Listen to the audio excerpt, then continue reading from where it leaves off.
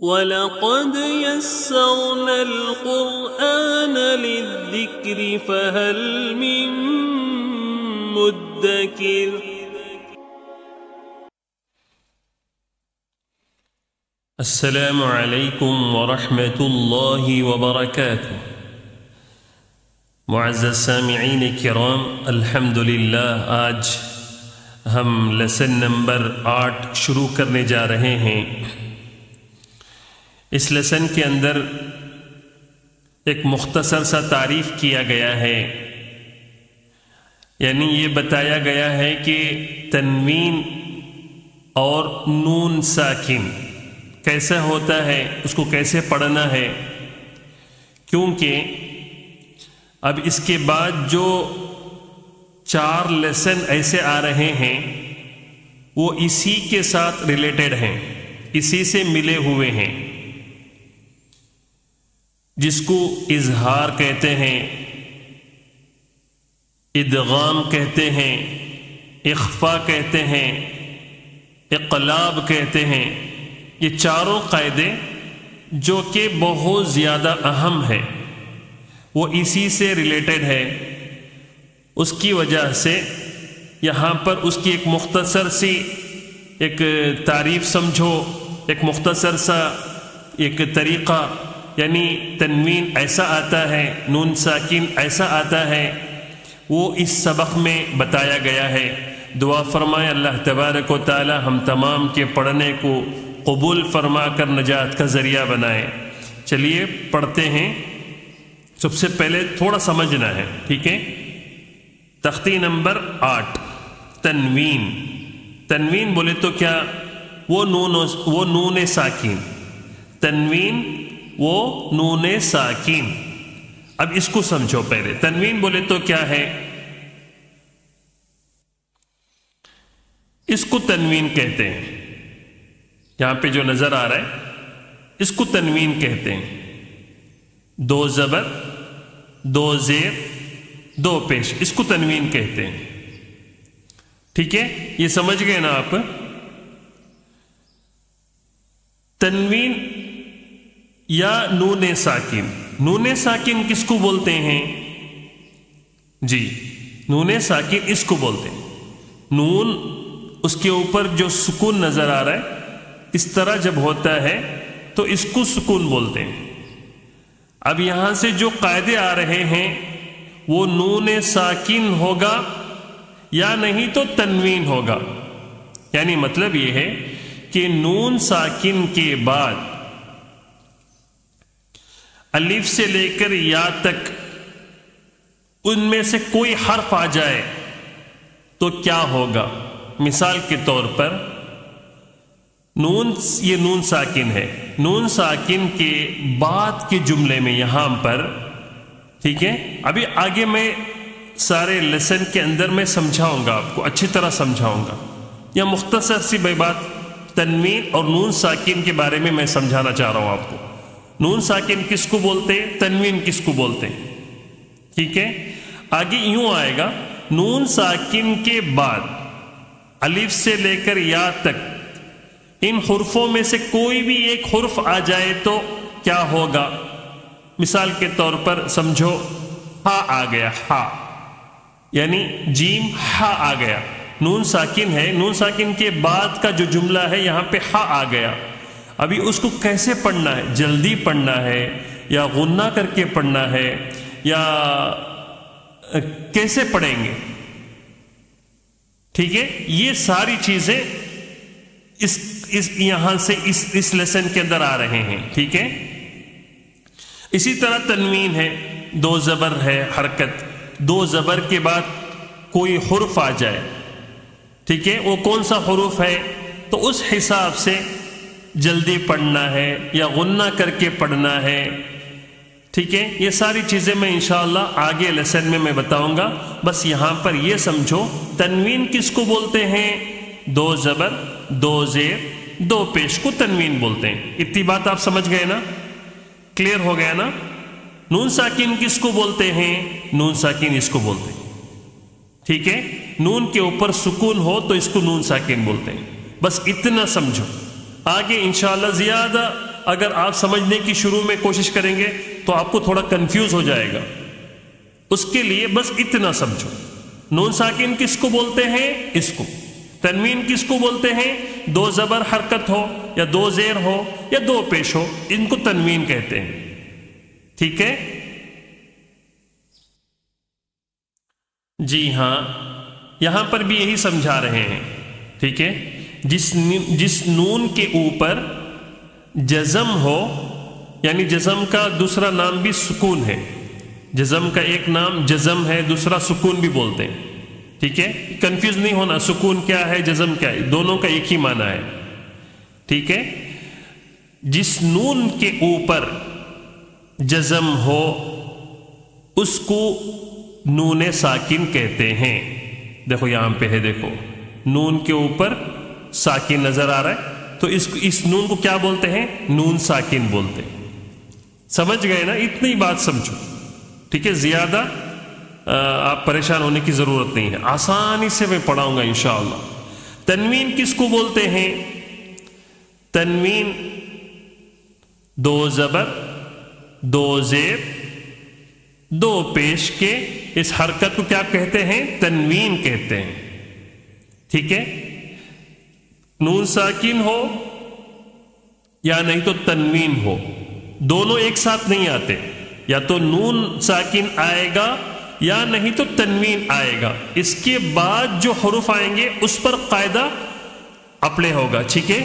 اس کے بعد جو قاعدہ یعنی حروف آئیں گے اس حساب سے قاعدے کو جلدی پڑھنا ہے یا اخفا کرنا ہے یا غنہ کرنا ہے، جو کچھ بھی ہوگا اس کے بعد ہوگا. ٹھیک ہے؟ اب یہاں پر اس لیسن میں صرف اتنا سمجھو، نون ساکن کس کو بولتے ہیں، تنوین کس کو کہتے ہیں. اچھا، ان کی آواز کیسی نکلتی ہے؟ دونوں کی آواز سیم سیم نکلتی ہے. ٹھیک ہے؟ یعنی آواز میں کوئی فرق نہیں ہے. مثال کے طور پر تا الف دو زبر تن ہے، اس کو تا نون زبر تن، تا الف دو زبر تن، آواز سیم سیم ہے. ٹھیک ہے؟ آواز میں کوئی فرق نہیں ہے. تا الف دو زبر تن، تا نون زبر تن، تا دو زیر تن، تا نون زیر تن، سیم سیم نکل رہی ہے آواز. تنوین کی آواز، نون ساکن کی آواز سیم سیم نکلتی ہے. ٹھیک ہے؟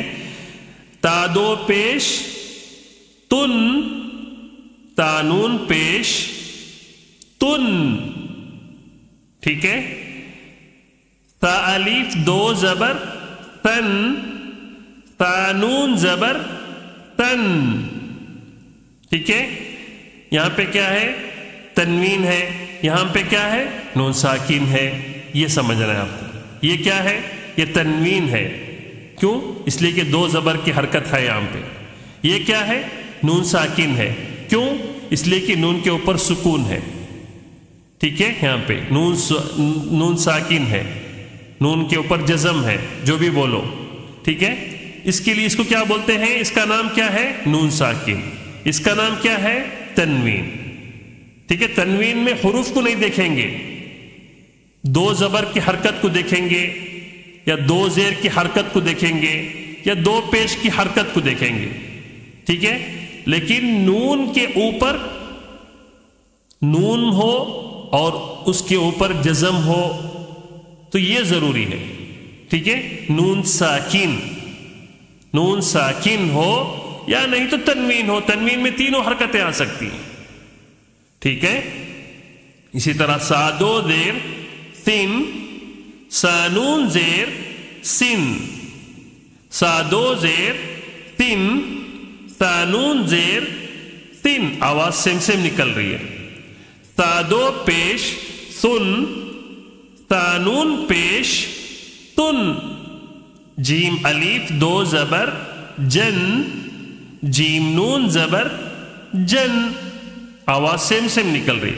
جیم دو زیر جن، جیم نون زیر جن، جیم دو پیش جن، جیم نون پیش جن. ٹھیک ہے؟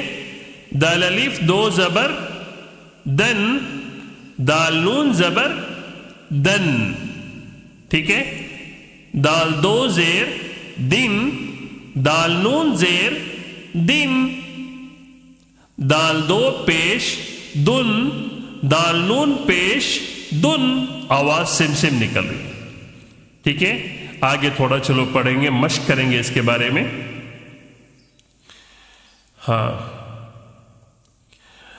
عادن عادن عادن، عین الف زبر ع، دال الف دو زبر دن، عادن.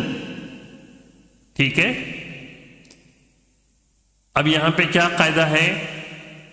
عادن میں الف مدہ ہے، وہ قاعدوں کو نہیں بھولنا ہے. ٹھیک ہے، ہم نے جو پچھلے جتنے بھی قاعدے پڑھے ہیں وہ ساری چیزیں سامنے آگے پڑھتے رہیں گے، وہ ساری چیزوں کو پیچھے سے مستحضر کرتے رہیں گے، یعنی اپنے ذہنوں میں وہ چیزوں کو لاتے رہنا ہے. اگر چھوڑ دیں گے تو پھر بھول جائیں گے. ٹھیک ہے، جتنا پیچھے پڑے ہیں وہ ساری چیزوں کو یاد کرتے رہنا ہے، یہاں پہ وہ چیزیں لاتے رہنا ہے. ٹھیک ہے، عادن میں کیا قاعدہ ہے؟ ایک ہے الف مدہ. ٹھیک ہے، دوسرا کیا ہے؟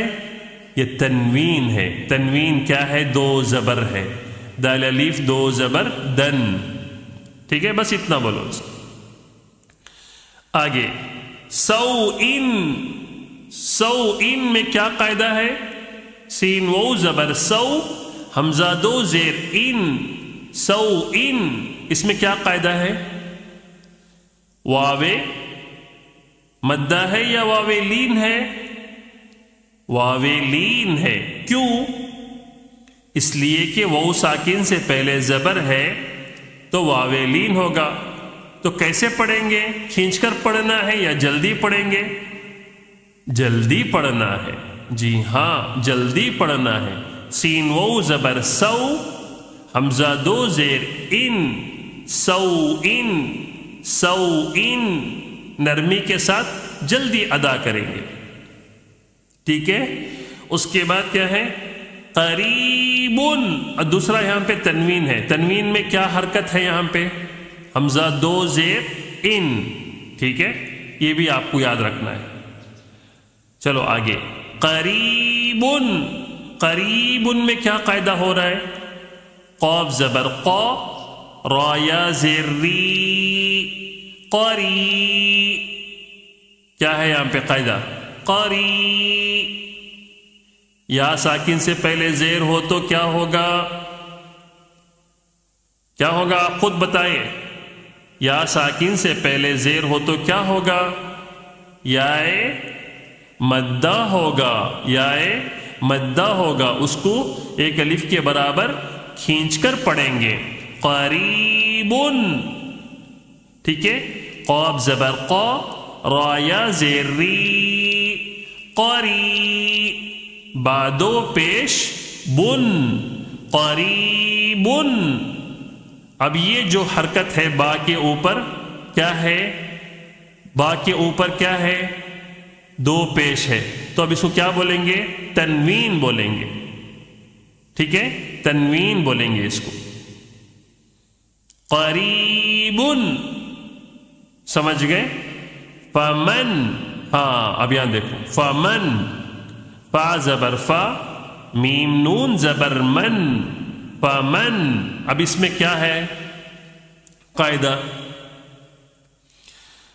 اس میں نون ساکن کا، یہاں پہ نون ساکن ہے. ٹھیک ہے، نون ساکن کا قاعدہ آ رہا. بس اتنا بولو آپ.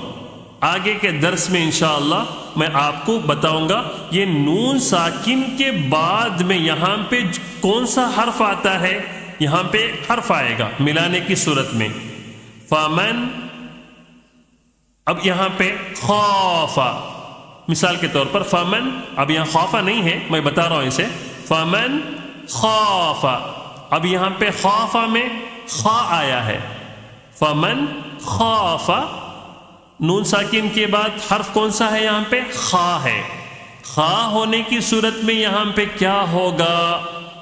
جلدی پڑھنا ہے یا کھینچ کر پڑھنا ہے یا غننے کے ساتھ پڑھنا ہے؟ یہ ساری چیزیں انشاءاللہ اگلے درس میں آئے گا، میں وہاں پہ بتاؤں گا. یہاں پہ صرف اتنا جان لو کہ یہ کیا ہے، نون ساکن ہے بس. ٹھیک ہے. اچھا چلو، فعظیم عظیم عظیم. عظیم میں کیا قاعدہ ہو رہا ہے؟ عین زبر ع، ضایا زیر غی، عظی، میم دو پیش من، عظیم. کیا قاعدہ ہے؟ یہاں دیکھو، غور کرو. یا ساکن ہے، اس سے پہلے زیر ہے، تو کیا ہوگا؟ یا مدہ ہوگا. ٹھیک ہے. یا مدہ کو کیسے پڑھیں گے؟ ایک الف کھینچ کر پڑھیں گے.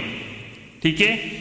ضایا زیر ضی، عین زبر ع، ضایا زیر ضی، عظی، میم دو پیش من، عظیم.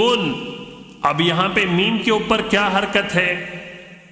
تنوین ہے. ماشاء اللہ. تنوین کیا ہے بولتے ہیں اس کو؟ تنوین. ٹھیک ہے. تنوین کس کو بولتے ہیں؟ دو زبر دو زیر دو پیش کو تنوین کہتے ہیں. اب یہاں پہ کون سی حرکت آئی ہے؟ دو پیش کی. تو اب اس کو میم کو کیا بولیں گے؟ تنوین بولیں گے بس. جیسے یہاں پہ نون ساکن بولے نا، اب اس کو کیا بولیں گے؟ تنوین بولیں گے بس. عظیم. جی. کن، کن، کاف نون پیش کن. کن نہیں بولنا ہے، قو نہیں بولنا ہے. کھو کھو کھو، کن کن کن. قاف کے مخرج سے ذرا ہٹ کر کاف کا مخرج آتا ہے. ٹھیک ہے. تو کن، کاف نون پیش کن.